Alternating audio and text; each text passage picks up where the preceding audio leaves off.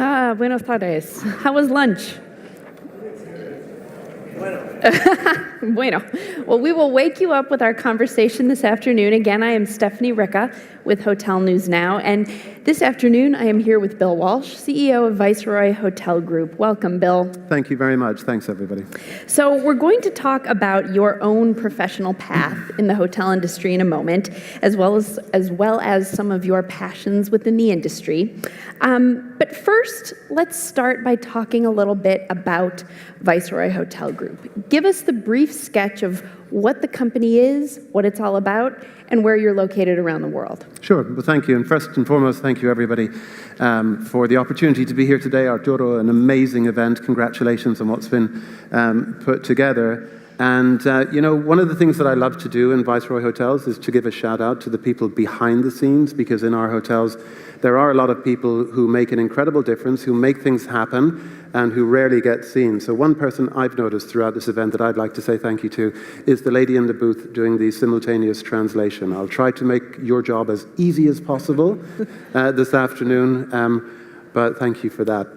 Viceroy is, in many respects, a luxury contradiction. And what I mean by that is that we are this oxymoron, these two opposing forces that gloriously collide, and they are consistent individuality. And what we need for modern luxury hospitality experiences is the ability to fuse consistency and individuality. The emerging traveler is looking for something which is beyond the norm, and they have passed through the phase where replication is acceptable. Every hotel has to be one of a kind. Everyone has to have a sense of connection to destination and community. Yet you have to have the underlying consistency in your operating processes and in your sales and marketing and distribution platforms to be successful in doing what you do. So that's what Viceroy is. We're this collision. It's consistency and individuality. I am the curator of that sweet spot to make sure that we have a sufficient degree of process in the organization that allows us to do things well, but that we stop short of getting to a point where that consistency through process suffocates the spontaneity and the energy and the individuality that the modern luxury hotel guest is looking for. We have 14 open and operating hotels in very diverse locations around the world. We have 8 in our pipeline, which I know we'll come to talk about shortly. So we're a smaller hotel group. I think I heard Sebastian from Accor say this morning that he's opening a new hotel every 29 seconds or something, perhaps a slight exaggeration on my part, but doing so a lot. We're a smaller group, but we're also a group who embrace the concept of collaboration. And by collaborating with others, it gives us the opportunity to punch above our weight.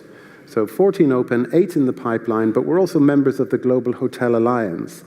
And the Alliance has 35 individual brands, 550 hotels in 75 countries around the world, and a database of 10 million active travelers who are members of the Discovery Program, which is a recognition and loyalty program that we all share. So we're a small company, and that allows us to be fast. Speed to market is everything. It allows us to be independent.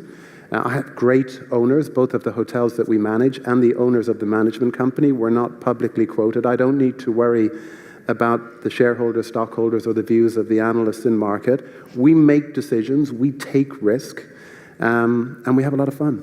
And it sounds like you're able to forge some powerful partnerships along the way to fill in some of those blanks. Very much so. I mean, we're a brand that speak to the emerging generation of consumer that I mentioned. This is the consumer who carries an Apple product with them, who is connected through technology to social media. They're very adept at communicating in a very instantaneous manner.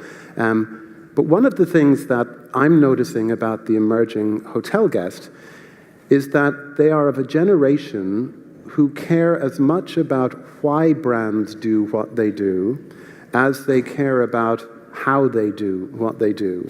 And I think that the ability to communicate purpose as part of the delivery of a product or experience en route to profit has never been more important.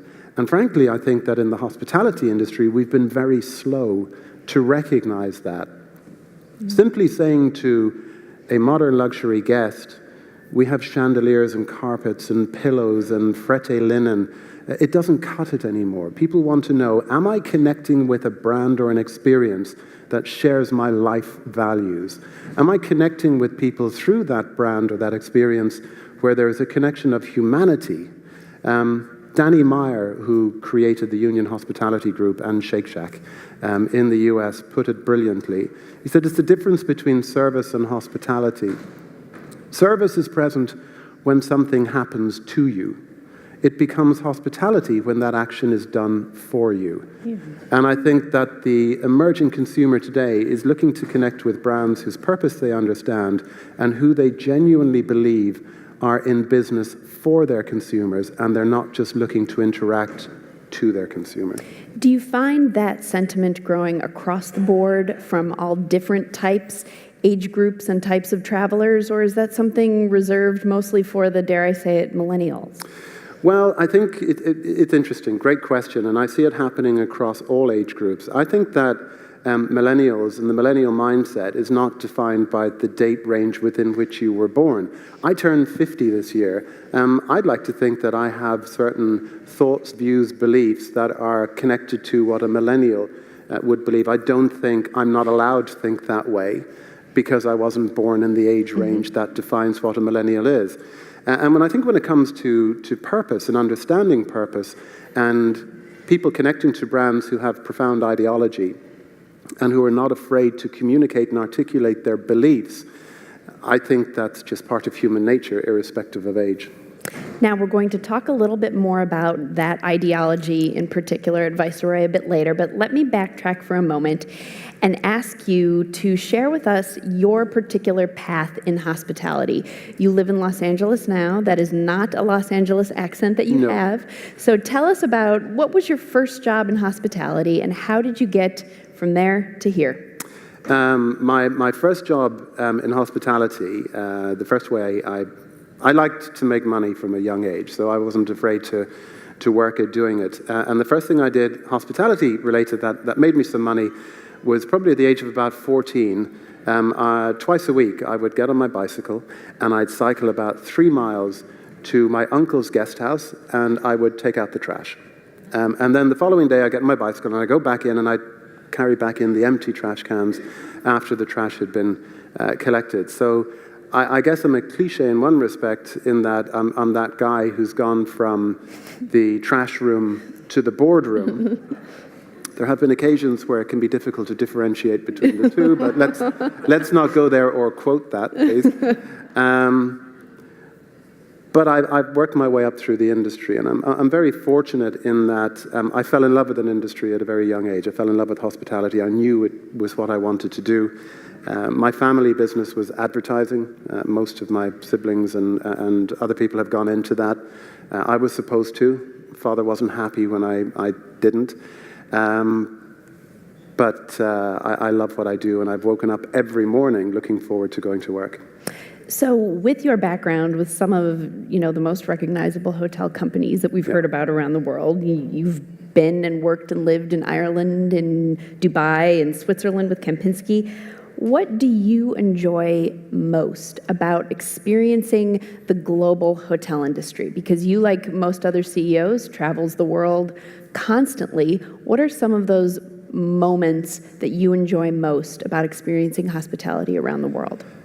I think the privilege that we have to be leaders in any organization is that we have the opportunity to make people proud.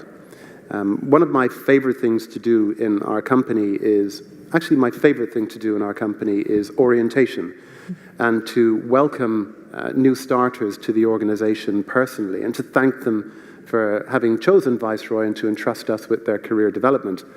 And I always tell them at the beginning of the orientation session that the person who's just entered the room when I walk in is the person in the room with the least meaningful job title in the room at that time. And what I mean by that is hospitality is an industry which is very action-focused. And my colleagues in our hotels typically are very action-focused individuals with action-focused titles. So I might be standing in a room with a group of colleagues, and one of whom will be a restaurant manager, and he's called a restaurant manager because he manages a restaurant. Or I'm standing in a room with a cocktail server, and she's called a cocktail server because she serves cocktails. It's purpose, it's evident purpose in what they do. And then there's me, and I'm the chief of the executives, which is a status title and not a purpose title. So what I always do in orientation is to rebrand myself. And I am not the chief executive officer of the Viceroy Hotel Group. I am in reality, through purpose, the chief pride officer of our company. And my sole purpose is to make people proud. If I make my colleagues proud, turnover decreases, absenteeism decreases, productivity increases, and it's a much more fun place to be. If our guests are proud, boy, do they tell other people. And in this day of social platform availability and the immediacy of opportunity to communicate, if they're proud of an interaction with an experience, with a brand, they tell people there and then. Equally, if they're not proud of that connection, they say that they will tell that story also. So I love traveling to interact with my guests. I like to see their faces. I love to stand unobserved in a public area of one of our hotels just to look at the behaviors of the guests. I love to see them reach out and touch the walls, the chairs, the cushions. I love to see them see something they've never seen before and absorb it, and then ideally Instagram it. We just opened a hotel in Chicago on September 1, and there's an art installation in the lobby which is 2 full stories high, higher than the ceiling in this roof, and it is the words of Proust. We call it the poem wall, with certain words pin-mounted to stand out. I've never seen anything like it in a hotel. I can tell from the looks on the faces of our guests, they've never seen anything like it in the hotel. It's a memory that will remain with them, and it's an opportunity that are increasingly rare in our lives to look at our surroundings and say, wow, that's brand new, because we've pretty much seen everything. And the other reason that I love my job and getting out and traveling as much as I do is that I believe that the 2 most important phrases in life, and not just hospitality or leadership, are please and thank you. And I'm not ashamed to go to people and say, please, may I have your business?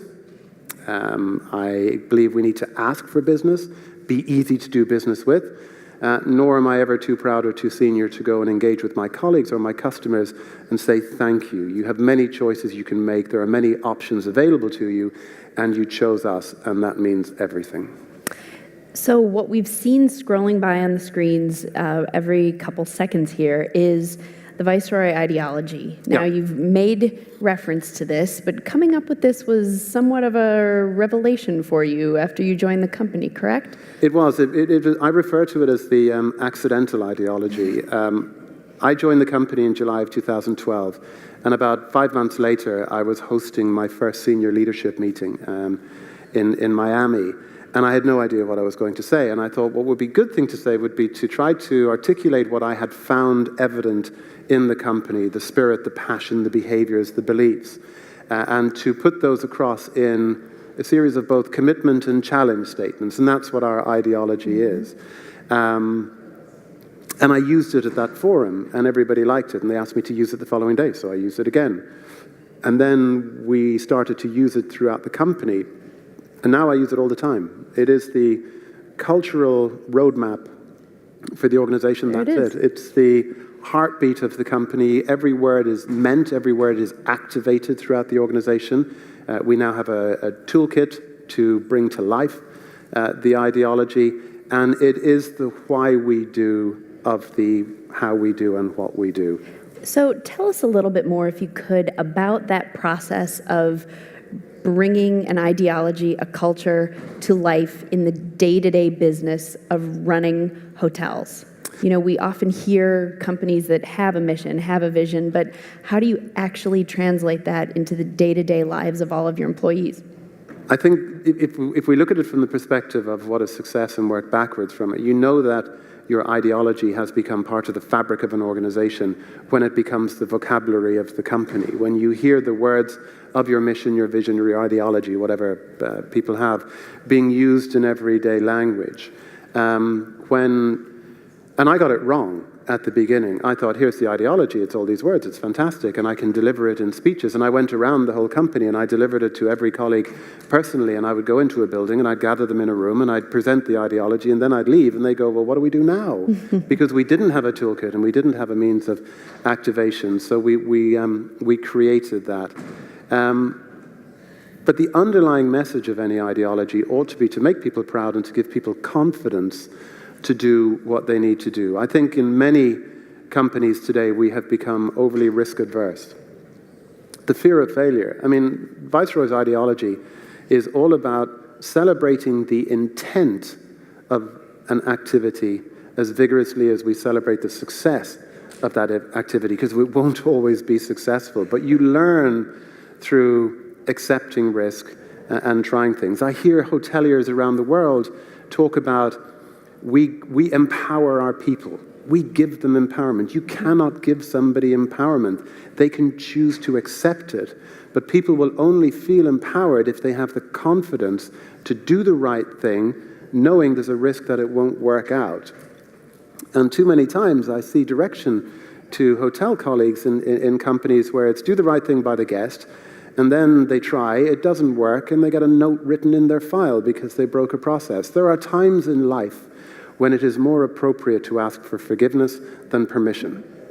And if in the pursuit of extraordinary guest experiences and doing the right thing by our guests, somebody is willing to take a risk, I'm the first person in the company to stand up and say, I'll have your back. Because if we don't take risk, we're just going to go through the same replicated, mediocre, vanilla service experiences that are immediately forgettable, and then the brand dies.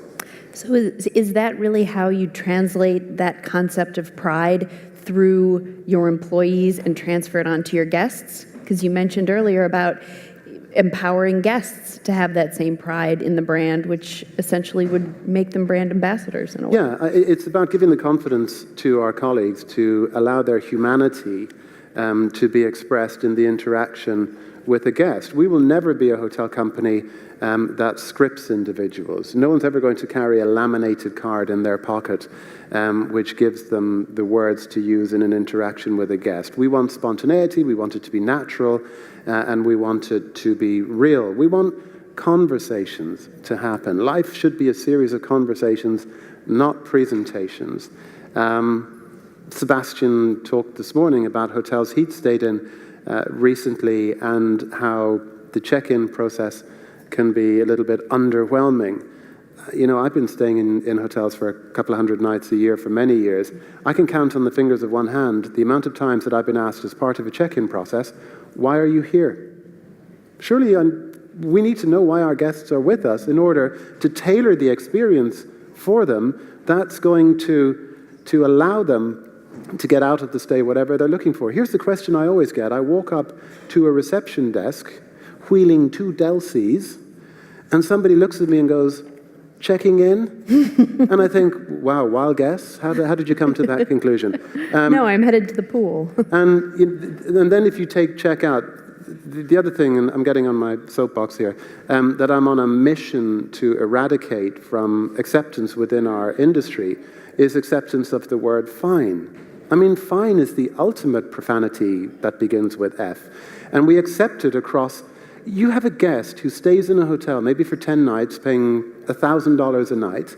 They check out, and the checkout process is an interaction with a desk, but actually it should be with a human being who's not looking at them, who says, how was your stay? $10,000 later, they go, it was fine. And we go, okay, fine? No.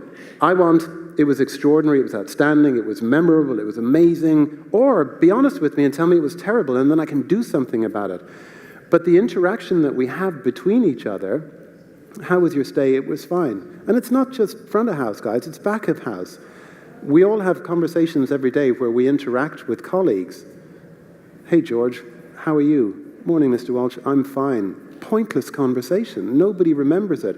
Insert the word proud into that conversation. Hi, George, how proud are you today? Wow, that's where conversations begin. So I think it's an obligation that we have as deliverers of hospitality, as leaders within hospitality, to make the effort into having real, genuine human interactions with our customers and our colleagues, and to break away. I think we're overtrained to a degree. I think when we get to a point in hotel companies where we train people what words to use with other people, it's done. So. And it's over.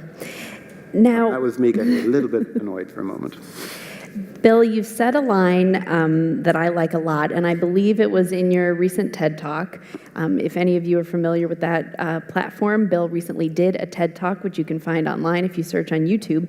But in it, you said this. You said, "Disruption without purpose is merely interruption." Yeah. Can you explain that for us and what you think it means in the context of the hotel industry? I think that there is an obsession with disruption because we, and again, referring to Sebastian this morning, he talked about the fact that we typically have legacy businesses and legacy assets, and a lot of the people that we compare ourselves to and that we'd like to be like in the new companies, the Facebooks, the Googles, the Ubers, the Airbnbs, have started with a blank sheet of paper, and they're incredibly disruptive. And we look at them and we think, oh my God, their market cap is the size of 4 small countries. They did that through disruption. We need to be disruptive. And then we try to be disruptive for the sake of disruption. And it becomes about the process and not the result. I think that true disruption is an identification of absent purpose. What ought we be doing that we're not doing today, and who should we be doing it for? And then let's change the operating practices we have in our organization to fulfill that obligation, and the disruption will follow. If we just set out to disrupt for the sake of making noise, that's all we'll do, is we'll make noise, and we'll be like the toddler having a tantrum in the corner of the room. It's very disruptive, but it's not actually achieving anything. So I think definition of purpose, and the brands that we've mentioned and that Sebastian mentioned this morning, to me, have a purpose-focused route to disruption. The example I love to use is Tesla. It's a $50 billion market cap for a relatively brand new car company. Elon Musk is a genius. He did not set out to build a company that would have a $50 billion market cap. He set out to advance the cause for sustainable transportation to make the Earth a better place to be. And from that purpose, built an operating model that has become wildly successful because it has connected to a consumer who shares those values. That's disruption, because it was disruption with purpose. Disruption without purpose, as I say, is pointless. That's a fascinating way to look at it. Now, we just have a few minutes left, so I do want to change tack a little bit and talk about Viceroy here in South America. You have an exciting project happening just down the street here. Give us a little background on the company's history in Latin America, and then talk a little bit about the project that you're working on now. We're hugely excited by the opportunities that Latin America has to offer. We've been very successful in Mexico for a number of years, and we have projects in this region. The reason that we're excited is that we see opportunity for Latin American destinations to speak to, with conviction, with integrity, and with purpose, the reasons that people travel today. People's expectations for excitement, for memory creation, for cultural immersion, the expectations have never been higher, and I think that Latin American destinations have the opportunity to connect with guests in that meaningful manner. So we have a significant focus on the region. We've invested in the region. In addition to my head of development, Sagar Desai, who's sitting here in the front row, Pablo Botero was a recent addition to our team, focusing exclusively on brand opportunities for us in Latin America. And we think that there's an opportunity to bring a contemporary interpretation of great hospitality. So it's never going to be form over function. We're not looking to bring flash to Latin America. We want to see life through a lens of modernity, but be hosts first and always, and deliver outstanding hospitality. And here in Buenos Aires, we have an opportunity to do that. As I grew up in hospitality, people used to say that the three factors for any successful hotel are location, location, and location. Then it became the three factors for success in hotels are activation, activation, and activation. I would argue that today it's collaboration, collaboration, and collaboration. Look, I'm just a simple Irishman, and when I was growing up, my mother used to always say to me, you can judge a man by the company he keeps. And for a company like ours, the relationship that we have with the ownership of the hotels we'll be managing is everything. And here in Buenos Aires, I couldn't be prouder to be setting out on a journey of co-creation, and I use that expression deliberately with Alejandro Guneva and his family in what we're doing here. The days of a hotel management company saying to an owner, tell you what, you put the money into the bricks and the mortar, build the structure, and we'll take it from there, they're gone. People build hotels and have an emotional connection to the investment they're making as much as a commercial connection. And we want to be partners and collaborators on that journey. Nobody knows more about the destination of Buenos Aires than Alejandro and his family. I had dinner with the family the night before last, and it was extraordinary. Here we have Alejandro, who is proven successful, dynamic leader here in Buenos Aires, with his wife Mercedes, who understands more about the real estate market than anybody I've met, with his son Ivan, who's working in the business and who is a brilliant representative of the highly educated, highly intelligent, highly articulate next generation of leaders that are emerging, and very representative of the consumer who will be coming to, staying at, eating at, partying in Viceroy Buenos Aires. Camila, his daughter, who's studying interior design. Everybody has something to offer to the journey of creation for this extraordinary hotel that we're on. I'm learning in every conversation that I have when I'm here. So the collaboration that we have with our owners here is going to create this amazing hospitality experience in Puerto Madera. The entire development is visionary. The connectivity of the infrastructure is wonderful, and I can't wait for it to open.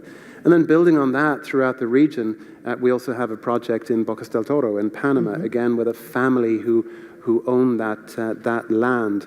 Incredible, 180-odd keys, 42 of which will be overwater villa product, a little bit like the Maldives or Bora Bora. We're converting a 15th century former monastery in the old town of Cartagena, Obra Pia. So you just take those three projects, and there's the individuality and consistent individuality. There's a new build in Buenos Aires 2.0 in that entire master plan development that's happening there, with amazing owners and people. A monastery conversion where part of what we've had to do is to respectfully handle, remove, and deal with the remains of a saint who's buried on the property. And in Bocas del Toro, we're creating something that has never been seen in this geography before by having overwater villa product. So individuality abounds, but for my first time spending significant time in Buenos Aires for understanding the project that we have with Alejandro and his family, to see what Carlos Ott is doing in the architectural direction for it. One of my other least favorite words is game-changing, because I think it's so overused, and as an Irishman living in America, I hear it all the time. Oh my God, these French fries are game changers. No, they're French fries, seriously, you know. But Viceroy Buenos Aires is game changing for Viceroy. It's a great note to end on. You have a lot to look forward to in this region, in this city in particular. Before we end up, I would love the opportunity to get at least one audience question in, if you don't mind. So if you have a question, please raise your hand, and you can do it quickly. And then, front row taker. I think they're bringing a microphone. Yes. Well, thank you so much, first of all, for your exposition. I appreciate it very much. Thank you. Listening to a person who's really involved and concerned with the good hotels. Excuse me. Okay, I'm heard better. My question is referring to something you said way at the beginning of your of your talk. I'm going to the concepts. You were telling about the difference between service and hospitality. Yeah. I like very much that concept because I believe that hospitality does not mean making the visitor feel at home, but rather giving him or her a new experience, a pleasurable experience, and maybe something that will make him or her come back. Yep. Now, I would like you to expand a little more on what is your concept for hospitality, if you can. Thank you very much. Put quite simply, I think one of the greatest luxuries is being surrounded by people who give a damn. And that hospitality is when they care about why they're doing what they're doing and not just going through robotic interactions. I've had 2 breakfasts here in Buenos Aires. I had a breakfast meeting yesterday morning at, and I won't name it, but what would be considered one of the leading 5-star super luxury product offerings in the city. And I had breakfast this morning here at the Hilton, which is a great but different style of hotel, convention hotel. And you'd imagine that I would have been sitting in this morning's breakfast saying, I wish I was at yesterday's breakfast. This morning's breakfast blew yesterday away. Why? Because there are 2 guys who work in the lounge on the 8th floor of this hotel, and they run that lounge like it is their own. They care, and you can see that hospitality is exuding from every pore. The manner that I saw them interacting with the other customers, a couple of requests that I had and the manner they dealt with it.